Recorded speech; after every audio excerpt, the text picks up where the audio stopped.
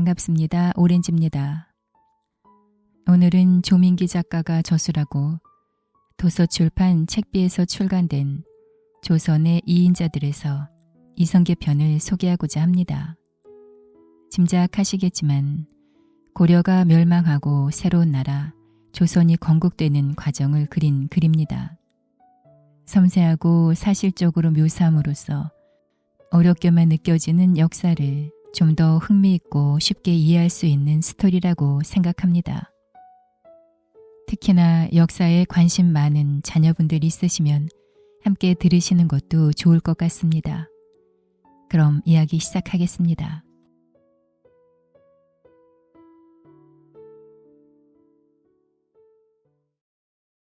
이자춘의 아들 이성계는 선택의 여지 없이 온 나라의 백성으로 태어났다. 17세가 되던 해 혼인 정년기를 맞은 이성계는 함경도 안변의 지방 호족이었던 한경의 딸과 혼인하였다. 이성계보다 2살 아래의 아내 한씨는 고향의 터전을 잡고 6남 2녀를 낳아 키웠다. 전쟁터를 오가는 이성계를 조용히 내조하며 팔남매를 키운 한씨는 현모양처였다. 당시의 풍습에 따라 고향에서 이성계와 혼인한 그녀를 향처라 부른다. 이성계가 한씨와 혼인한 지 5년째 되던 1355년 공민왕 4년 이자춘은 공민왕과 은밀한 만남을 가졌다. 공민왕이 이자춘을 만난 이유는 동북면의 실력자인 그가 쌍성 총간부의 회복을 도와주길 바랐기 때문이다. 시대의 흐름을 읽은 이자춘은 공민왕을 선택하였고 고려군이 쌍성 총간부를 공격하자 성문을 열고 고려군의 편에 섰다. 온 나라로서는 생각지도 못한 배신이었다. 1356년 공민왕 5년 고려는 100년 가까이 온 나라에 강제로 빼앗겼던 쌍성 총간부와 동북지역을 되찾았고 이자춘은 지난날 온 나라의 관리로 지냈던 과거를 용서받았다. 공민왕은 이자춘에게 벼슬과 개경에 있는 집을 하사하였다. 이자춘과 이성계는 온 나라를 배신하고 공민왕의 손을 잡음으로써 다시 고려의 백성이 되었다. 태어나서 처음으로 고려의 수도 개경에 입성했을 때 이성계의 나이는 23세였다. 동북면에서는 제법 이름을 날린 젊은 군인이었지만 세련된 권문 세족들과 귀족 자제들이 넘쳐나는 개경에서 이성계의 존재감은 변방의 촌뜨기 그 이상도 이하도 아니었다. 다만 그들도 이성계의 무예만큼만은 인정할 수밖에 없었다. 변방에 비하여 전쟁의 긴장감이 상대적으로 약한 개경에서 무예는 귀족들의 허영심을 뽐내는 고급 오락이자 스포츠였다. 이성계는 개경에서 지내며 격구대회 등에 출전하여 실전에서 갈고 닦아온 신기에 가까운 승마 솜씨를 뽐내기도 했다. 하지만 이성계가 진정으로 빛을 발한 장소는 개경이 아니라 전쟁터였다. 1361년 공민왕 10년 이성계는 삭방도 지금의 강원도 북부 만호겸 병마사로 부임한 아버지 이자춘을 따라 다시 고향으로 돌아왔다. 그러나 이자춘은 얼마 뒤 세상을 떠났고 27세의 이성계가 아버지 지위를 물려받았다. 적장자가 아버지 지위와 벼슬을 세습하는 것은 온 나라와 고려 귀족 사회의 전통이었다. 그해 겨울 원나라 군사에게 쫓기며 빈번하게 고려의 변방에서 노략질을 일삼던 홍건적이 개경을 함락시키는 일이 일어났다. 다급해진 공민왕은 수도를 비우고 전라도 광주를 거쳐 복주까지 피난을 갔다. 잠시 숨을 고른 공민왕은 이듬해 1월 대대적인 반격을 시작했다. 이때 이성계는 정예병을 이끌고 개경 탈환에 참여하였고 가장 먼저 동대문을 돌파하는 공을 세우며 두각을 드러냈다. 개경 탈환 전투로 이성계는 이름을 크게 떨쳤고 공민왕도 이 젊은 무장을 눈여겨보기 시작했다. 얼마 지나지 않은 1362년 공민왕 11년 2월 쌍성 총간부의 옛 총독 조소생이 나하추와 손을 잡고 쌍성 총간부를 탈환하겠다며 동북면을 공격했다. 이에 공민왕은 이성계에게 이들을 진압하도록 명했다. 이성계는 다양한 전술을 구사하며 나하추의 군대를 대파하였다. 이 전투로 원나라와 손을 잡았던 쌍성 총간부의 자녀 세력은 완전히 몰락하였고 나하추는 간신히 목숨만 건진 채 중원으로 도주하였다. 완벽한 대승이었다. 원나라의 자녀 세력과 홍건적, 왜구의 침략 등으로 어지러운 시대는 이성계의 능력을 최고치로 끌어올렸다. 전투할 때마다 카리스마 넘치는 지위로 군대를 통솔하며 신기에 가까운 무공과 천재적인 전술로 승리를 이끈 이성계는 고려의 영웅으로 떠올랐다. 하지만 전쟁터와 정치의 세계는 달랐다. 전쟁은 승패가 명확했으나 정치의 세계는 이겼다고 하여 승자가 되는 것도 아니었고 졌다고 하여 패자가 되는 것도 아니었다. 전투에서는 백전백승인 이성계도 정치의 수는 도무지 읽어낼 수가 없었다.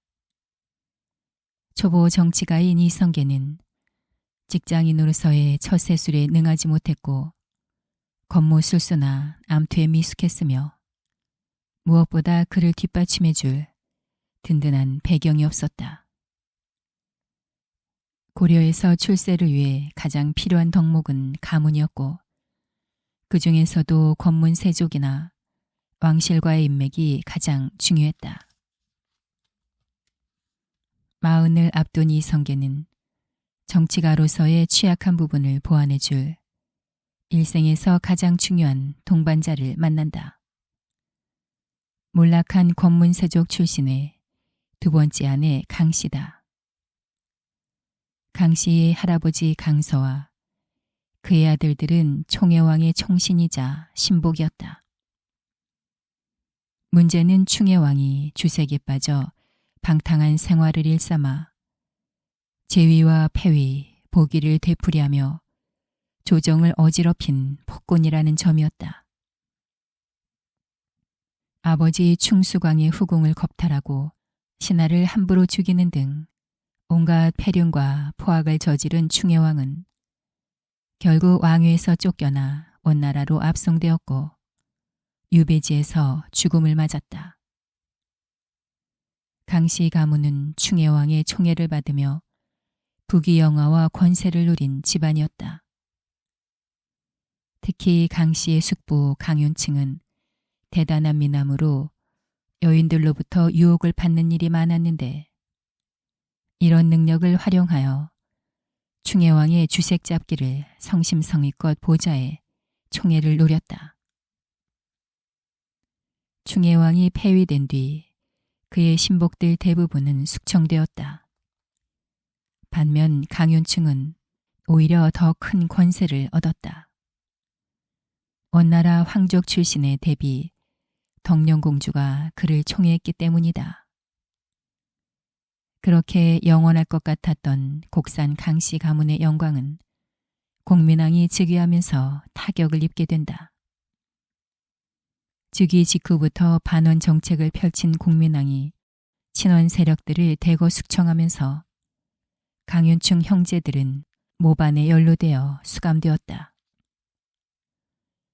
공민왕 즉위 뒤 이성계 가문이 신흥 강자로 부각한 것과 반대로 권문세족의 특권을 누려왔던 강씨 가문은 몰락한 것이다.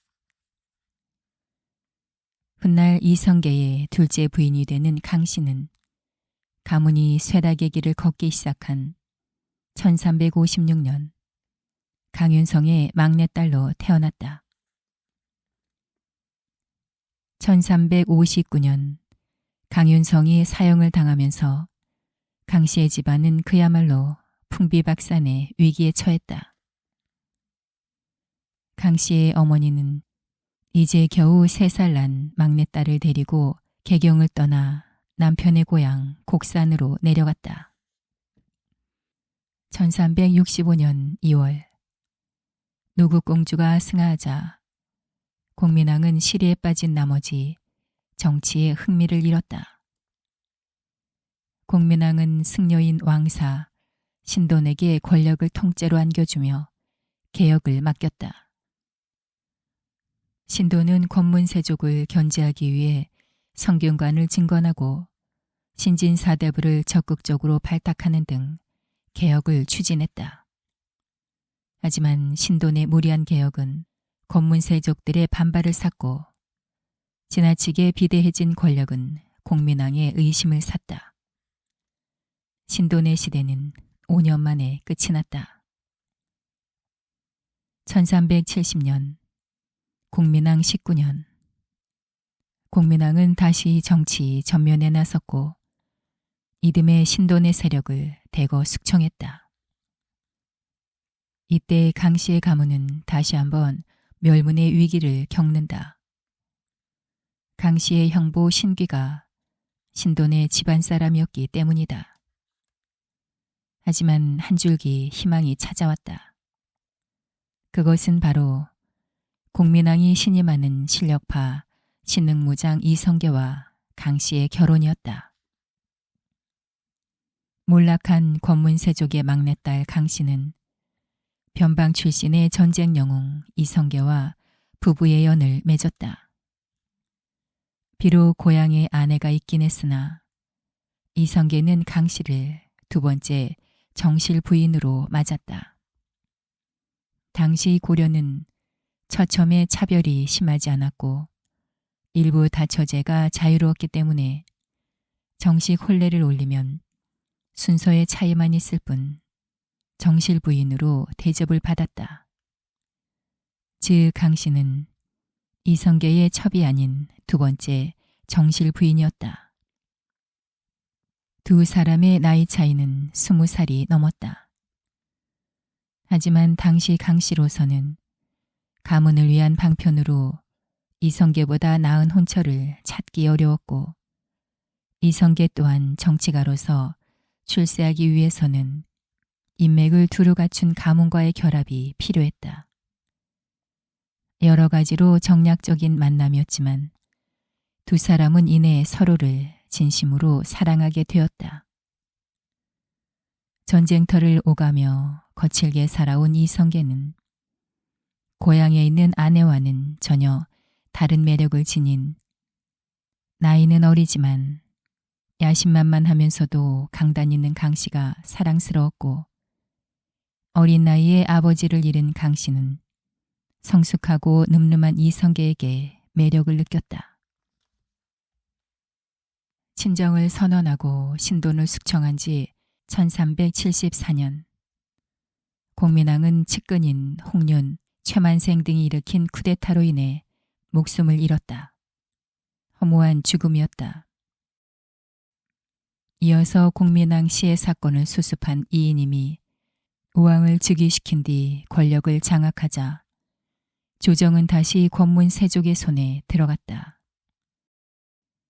그러자 새로운 희망을 품었던 정몽조와 정도전 같은 신진 사대부 세력의 불만이 높아졌다. 아직 주류 사회에 편입하지 못한 이성계와 강씨에게 이런 어수선한 시기는 곧 기회였다. 우왕의 시대에 가장 큰 골칫거리는 왜구들이었다. 기록에 따르면 우왕 때만 왜구의 침입이 무려 378회에 이른다. 덕분에 이성계는 계속 전쟁터를 돌아다녀야만 했다. 1376년 최영 장군이 홍산에서 왜구를 크게 무찔렀다. 백성들은 이 승리를 홍산 대첩이라 불렀다.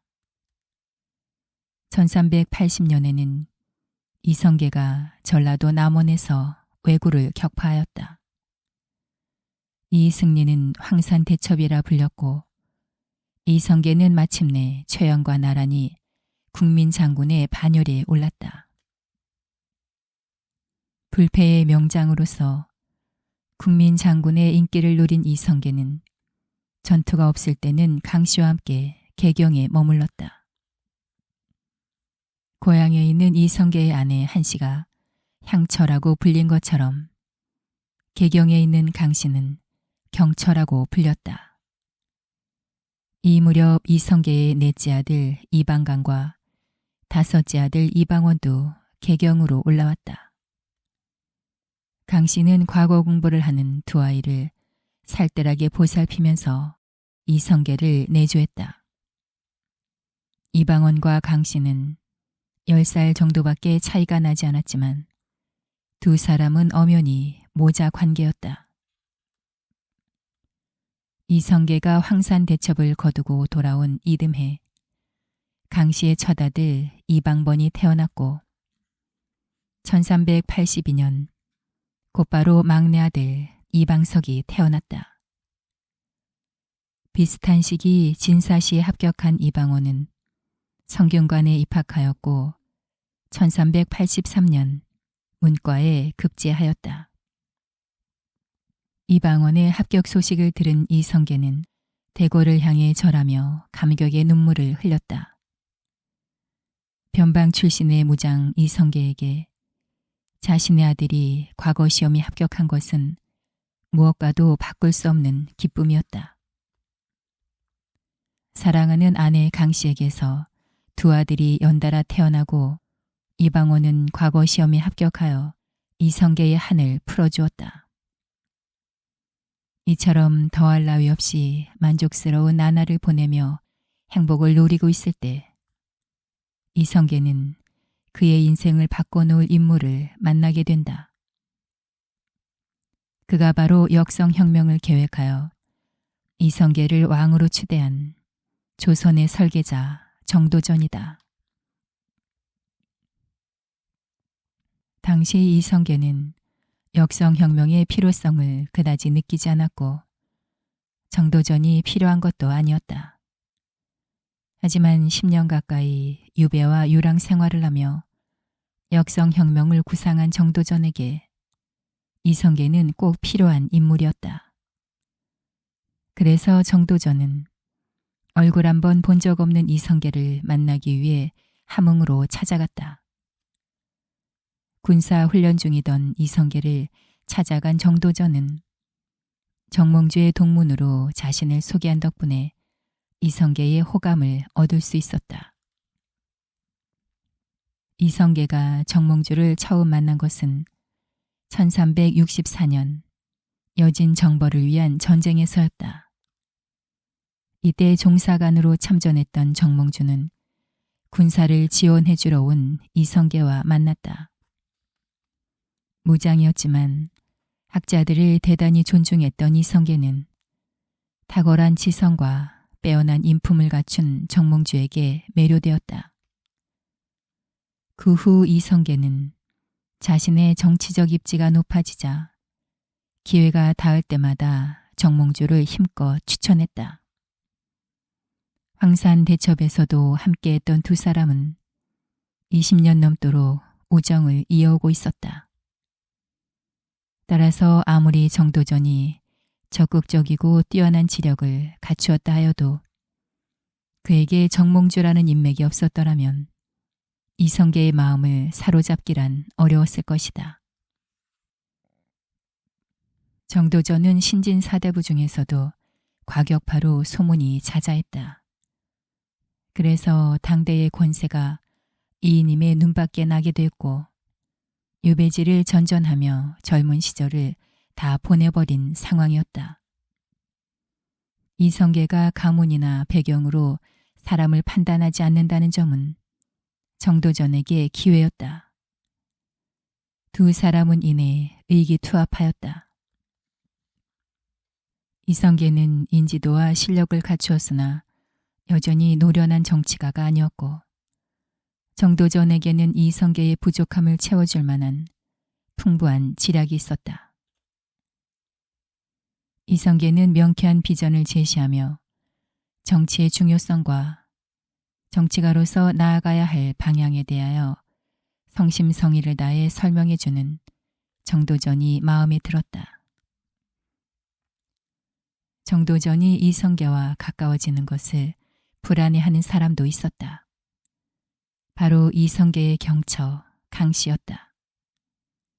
그녀가 보기에 정도전은 이성계를 이용하여 출세하려는 욕망에 가득 찬 위험한 사기꾼 같았다. 강씨는 이성계가 당대의 실세 이인임에게 미운 털이 박힌 정도전과 교류하는 것에 불만을 품었다. 강씨의 불만은 이내 현실로 드러났다. 정도전이 등장하자 이인임이 이성계를 경계하기 시작한 것이다. 고려의 국정을 좌우하고 있는 이인임의 눈밖에 난다는 것은 정치가로서 성공하기 어렵다는 것을 의미한다. 강씨는 권문세가 출신다운 숙련된 방법으로 이 위기를 극복했다. 당대의 실세인 이인임과 아예 인척관계를 맺어버린 것이다. 사실 이인임과 강씨 사이엔 신돈이라는 공통 분모가 있었다. 강씨의 형부 신귀는 신돈의 집안 사람이었고 신귀의 형 신예는 이인임의 매제였다. 즉 강씨의 언니와 이인임의 여동생은 동서지간이었다. 신돈이 숙청되면서 신기도 함께 처형되었고 이때 이인임도 잠시 한직으로 밀려난 적이 있었다. 이런 공통점과 인척관계를 총동원하여 강씨는 이인임의 조카 이재와 자신의 딸을 결혼시켰다. 정략 결혼이라는 고전적이고 확실한 방법을 통해 위기를 극복한 강씨의 빛나는 내조 덕분에 당대의 권세가인 이인임과 사돈이 된 이성계는 조정에서도 무시할 수 없는 존재감을 발휘하기 시작했다. 1387년 70이 넘은 이인임이 정계에서 은퇴하고 무장 출신 최영이 부상하면서 이성계의 앞날은 더욱 탄탄해졌다. 하지만 천령 이북지방을 요구하는 명나라의 도발에 맞서 요동 정벌을 주장한 최영과 전쟁 불가론을 내세운 이성계는 팽팽하게 맞섰다. 총사령관 최영은 이성계를 우군 통도사로 임명하고 왕명을 내세워 출병을 선언하였다. 뼛속까지 군인이었던 이성계는 전쟁을 반대하면서도 끝내 총사령관인 최영의 군령을 어기지 못했고 결국 10만 대군을 이끌고 요동을 향해 출발하였다. 그런데 정작 최영은 요동으로 가지 못하고 오왕 곁에 남았다. 공민왕이 시해로 목숨을 잃었던 것을 기억하는 오왕이 최영에게 자신의 호위를 부탁했기 때문이다. 오왕의 호소에 마음이 약해진 최영은 소수의 병력과 함께 오왕 곁을 지켰다. 총사령관 최영의 부재 속에서 이성계는 압록강 근처의 작은 섬 위화도에 도착하였고 그곳에서 군사를 돌렸다. 그를 제어할 수 있는 사람은 좌군 통도사 조민수밖에 없었으나 조민수는 이성계의 회군을 막지 않았다. 군사를 돌린 이성계는 최영을 제압하였고 그를 계경으로 압송하여 처형한 후 우왕을 폐위시켰다. 우왕의 폐위와 최영의 죽음으로 이성계는 고려의 2인자로 발돋움했다. 쿠데타는 완벽하게 성공했고 막강한 군사력을 갖춘 이성계의 권력을 넘보는 사람은 감히 아무도 없었다. 이처럼 완벽한 성공에도 불구하고 이성계 위상은 오히려 추락하였다. 개경의 백성들이 고려의 영웅이자 충신의 대명사였던 최영의 죽음에 큰 충격을 받았고 이성계에게 등을 돌린 것이다. 요동 정벌을 반대했던 정몽주와 정도전, 조준 등의 사대부들은 위화도 회군의 정당성을 주장하며 이성계에 대한 비난 여론을 잠재우기 위해 필사적으로 노력했으나 백성들의 반감은 점점 커졌다.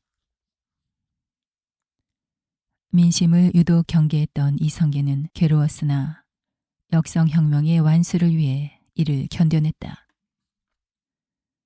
우왕을 폐위시킨 이성계는 9살에 불과한 우왕의 아들 창왕을 즉위시킨 뒤 섭정을 하였다.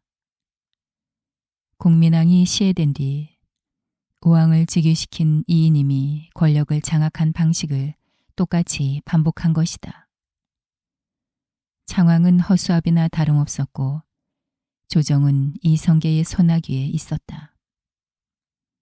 하지만 백성들은 여전히 왕권의 핏줄인 왕씨 일족에 대하여 뿌리 깊은 경외심을 가지고 있었고 이성계의 급부상을 경계하는 세력도 적지 않았다.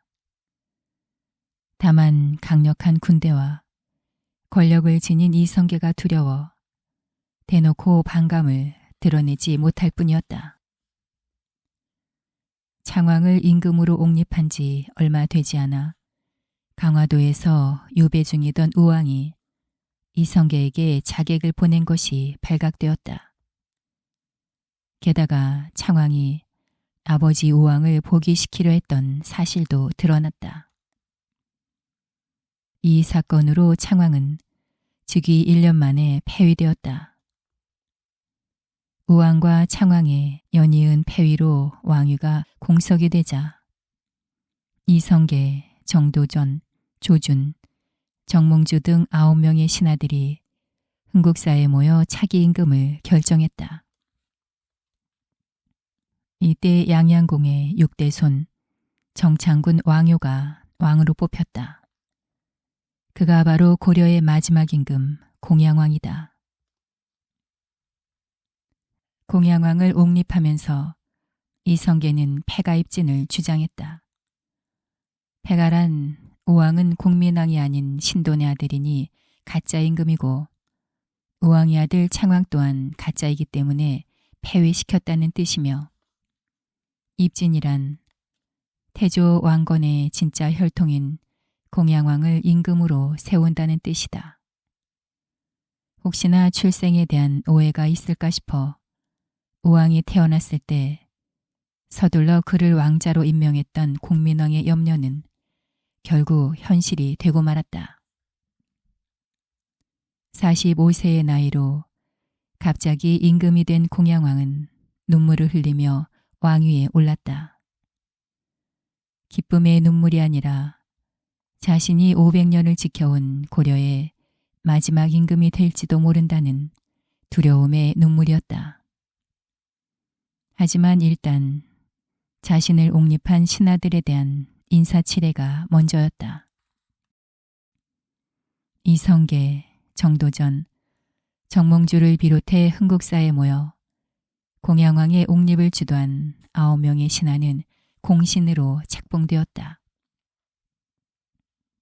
고려 말 뜻있는 신진사대부와 귀족들은 개혁의 필요에 공감했고 백성들은 전쟁, 약탈, 수탈의 고통 없이 안심할 수 있는 튼튼한 국가의 울타리 안에서 살고 싶다는 소망이 간절했다. 하지만 그 국가가 고려가 아닌 다른 나라이며 왕건의 후손이 아닌 인물이 왕이 된다는 것은 감히 상상하지 못했다. 고려의 백성들은 자부심이 있었다. 국경 너머에서는 북송과 남송, 거란, 여진, 몽골 제국 등 많은 나라가 나타났다 사라지기를 반복했지만 고려는 500년을 버텨왔다. 이성계 또한 백성들의 마음을 잘 알고 있었다. 이성계는 수많은 위기 속에서도 끝내 무너지지 않았던 고려의 저력이 바로 왕실과 왕실을 향한 민심에 있다고 생각했다. 이성계는 백성에게 사랑받는 나라를 만들고 싶었고 백성에게 존경받는 왕이 되고 싶었다. 이성계가 바라는 이상적인 건국은 경순왕이 왕건에게 양위하여 신라가 역사에서 사라지고 고려가 통일왕국이 된 것처럼 공양왕으로부터 양위를 받아 평화롭게 왕조를 교체하고 새 나라를 건국하는 것이었다. 이성계가 굳이 공양왕을 임금으로 세운 것은 그가 얼마 견디지 못하고 양위할 것이라 생각했기 때문이다. 공양왕으로부터 양위를 받아 왕위에 오른다면 등 돌렸던 민심을 다시 회복할 수도 있었다. 그런데 생각지 못한 복병이 등장했다. 창왕의 폐위와 공양왕 옹립에는 적극적으로 참여했으나 고려의 멸망만큼은 결단코 막고자 했던 정몽주가 이성계와 대립했던 것이다. 이성계가 실권을 장악한 조정에서 정몽주는 승진을 거듭했다. 하지만 최종 목표가 완전히 다른 두 사람의 밀월은 얼마 지나지 않아 파탄을 맞는다. 공양왕이 즉위한 지 반년쯤 지난 1390년 5월 명나라의 사신으로 간 조반이 놀라운 소식을 들고 귀국했다. 이성계의 독주에 반발한 누군가가 파평균 윤희와 중랑장 이초를 명나라에 보냈고 이들이 명나라의 황제 주원장에게 이성계를 공격하기 위한 군사를 요청했다는 것이다. 이는 조반이 명나라에서 들은 이야기를 그대로 전한 것으로 문서가 없어 정확한 증거는 없었으나 조반의 입에서는 사건과 관련된 인물들의 이름이 술술 나왔다. 조반이 들은 풍문은 고려의 조정을 긴장시켰다.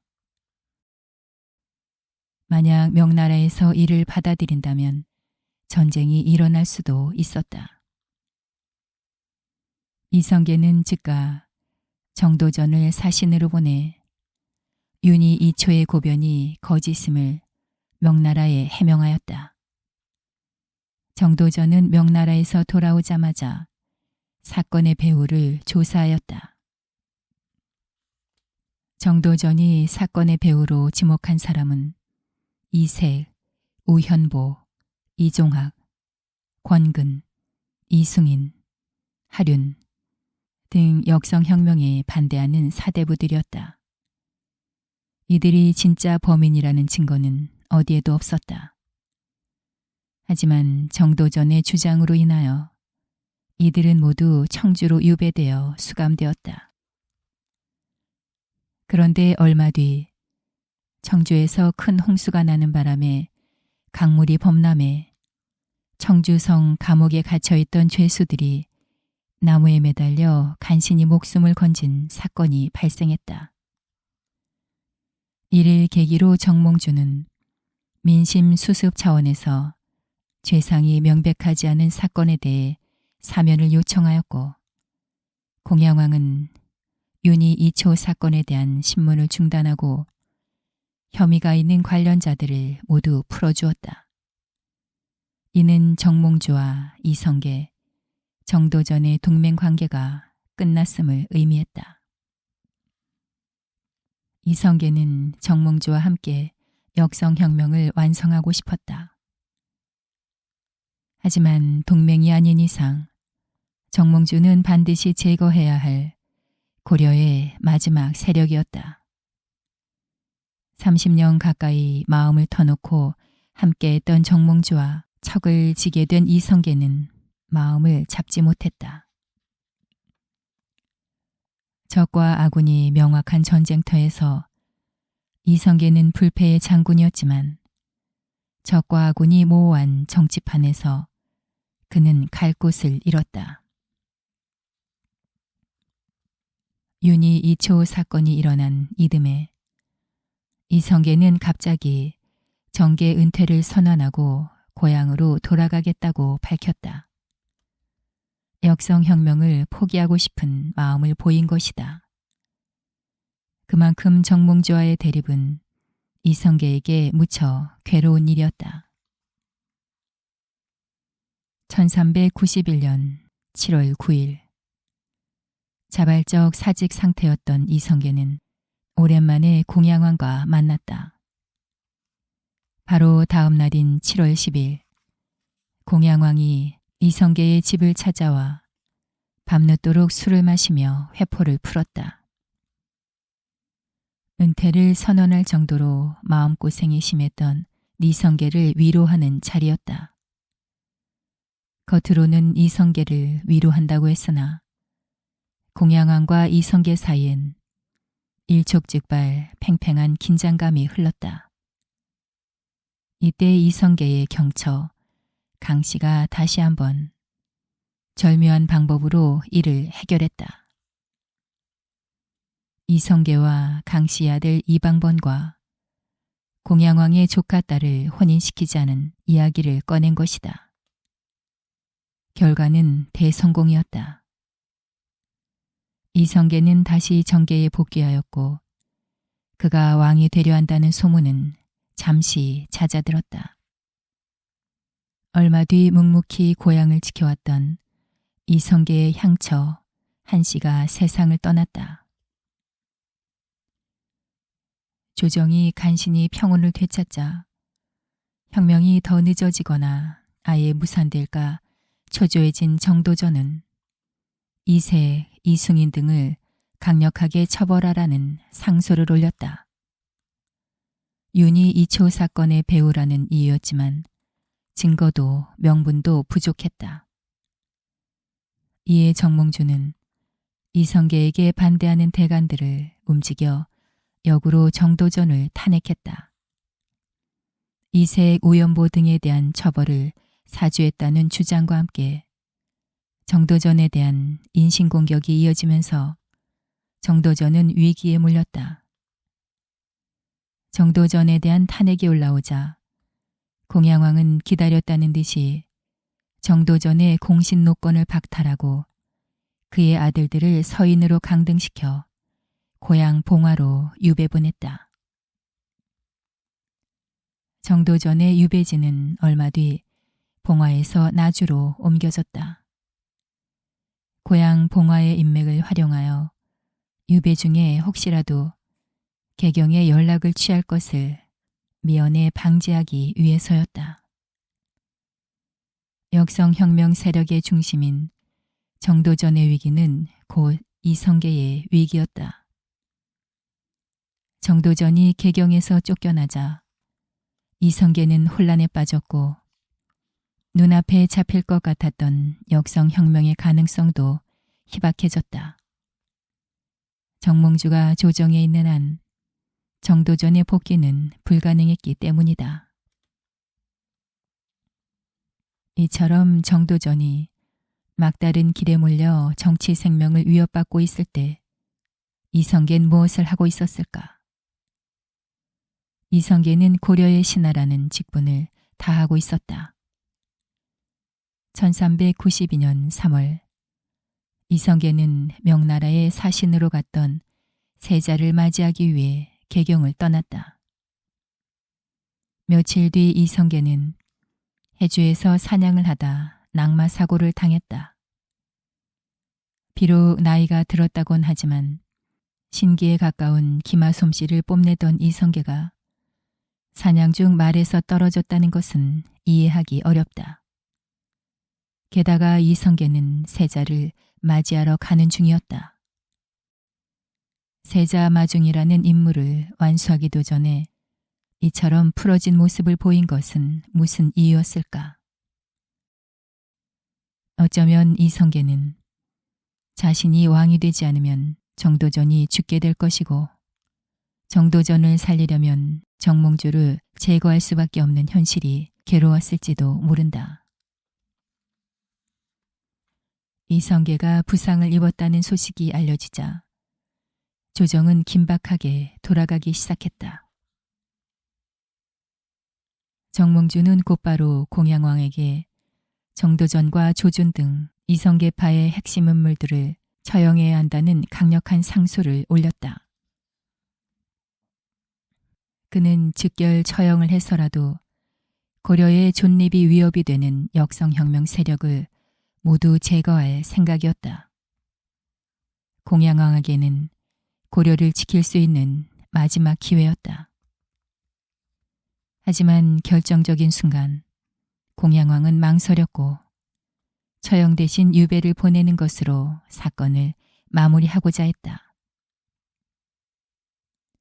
하지만 정몽주가 더욱 거세게 몰아붙이며 처형을 허락해달라고 요청하자 마지못해 먼저 국문하라고 명했다.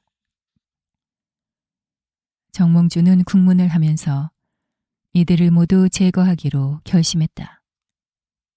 기회가 주어졌을 때 혁명 세력의 뿌리를 완전히 없애버릴 생각이었다. 기세에 등등하던 역성혁명 세력은 정도전의 유배로 혼란에 빠졌고 이성계의 낙마 소식이 알려지면서 처형의 주도권은 정몽주의 손에 들어갔다. 이성계와 정도전의 독주를 우려하던 사람들은 정몽주의 결단에 암묵적으로 동의하였다. 역성혁명을 결심한 이후 이성계에게 가장 큰 위기가 찾아온 것이다. 이때 반전이 일어났다. 고향에서 어머니 초상을 치르며 심요살이를 하던 이방원이 이성계에게 달려가 사태를 알리고 그날 밤 개경으로 함께 돌아왔다. 어머니 초상을 치르던 이방원에게 개경의 소식을 전해준 사람은 누구였을까? 그것은 바로 이성계의 경처 강씨였다. 그녀는 사위 이재를 이방원에게 보내 위급함을 알려주었고 그녀의 예상대로 이방원은 이성계와 개경으로 돌아옴으로써 위기를 극복해냈다. 부상으로 거동을 못한다던 이성계가 생각보다 멀쩡한 몸으로 개경에 돌아오자 공양왕은 다시 긴장했고 정몽주 계획에는 차질이 빚어졌다. 이방원은 바로 이때 정몽주를 제거해야 한다고 생각했고 경처 강씨도 적극 찬성하였다. 강씨의 동의로 용기를 얻은 이방원은 이성계에게 허락을 구했다. 하지만 정몽주를 제거하겠다는 말을 들은 이성계는 화를 내며 거절하였다. 정몽주에 대한 문제로 이방원과 이성계가 갈등을 빚고 있을 때 마침 당사자가 나타났다. 정몽주 혼자 이성계의 병문안을 온 것이다. 정몽주를 죽이려 했던 이방원은 당황하였으나 이성계는 웃으며 정몽주를 맞았고 두 사람은 사이좋게 담소를 나누었다.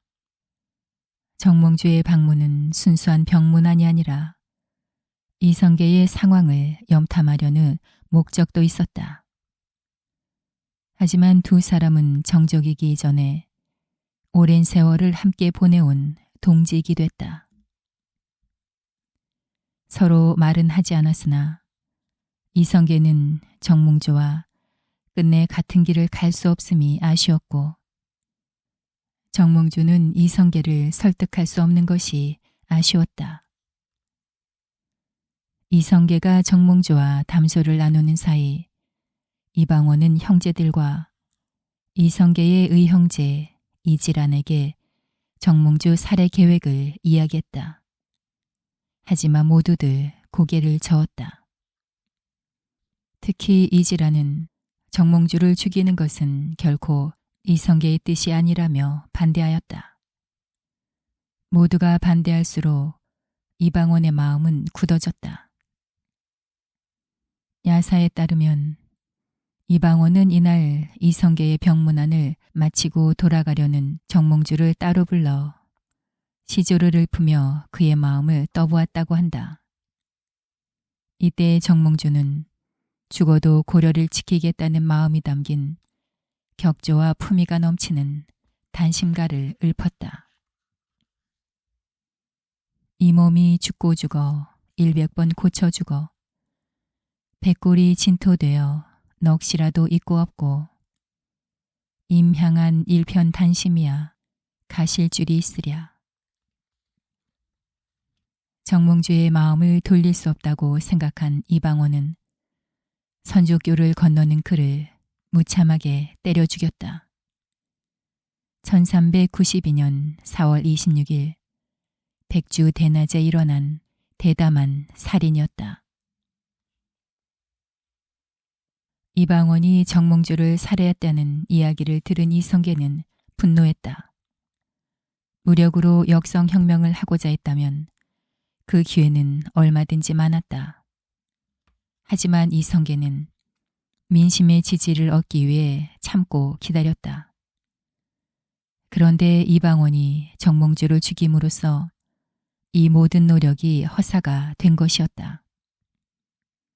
무엇보다 이성계는 정몽주를 좋아하고 존경했다. 동지에서 정적으로 입장이 바뀌었고 조선의 건국을 위해 정몽주는 반드시 넘어야 할 산이었지만 어떻게든 그와 함께 역성혁명을 완성하고 싶어 망설이고 또 망설여왔다. 하지만 이제 정몽주는 아들 이방원의 손에 죽고 없었다. 정몽주의 죽음으로 민심은 다시 한번 이성계에게 등을 돌렸고 이성계에게 모든 비난이 쏟아졌다. 위화도 회군 직후 이성계가 최영 장군을 처형했을 때 비난 여론을 무마하기 위해 발벗고 뛰어준 이가 정몽주였다.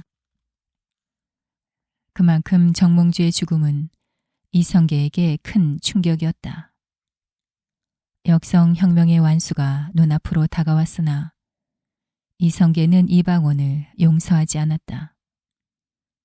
이성계의 후계자를 노렸던 이방원은 정몽주를 제거하는 결정적 공을 세움으로써 오히려 이성계의 미움을 받게 되었다.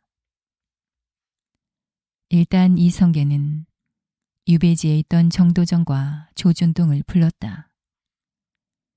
죽음의 문턱까지 경험한 정도전은 곧바로 강경하게 나갔다.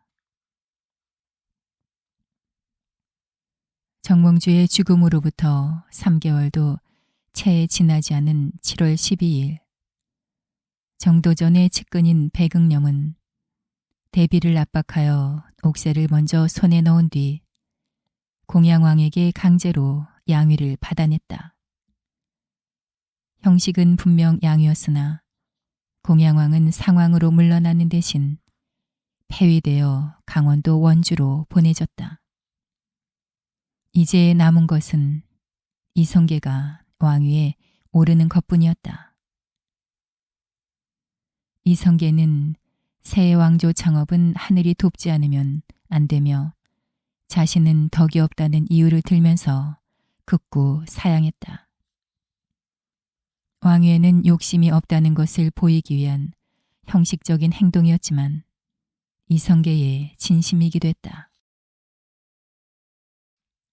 7월 16일 문무백관들이 옥새를 들고 이성계의 집으로 몰려왔다. 경처 강씨와 함께 밥을 먹고 있던 이성계는 대문을 굳게 닫고 방으로 들어갔다. 그러자 이들은 대문을 부수고 들어가 옥새를 대청에 올려놓고 이성계가 나오기를 기다렸다.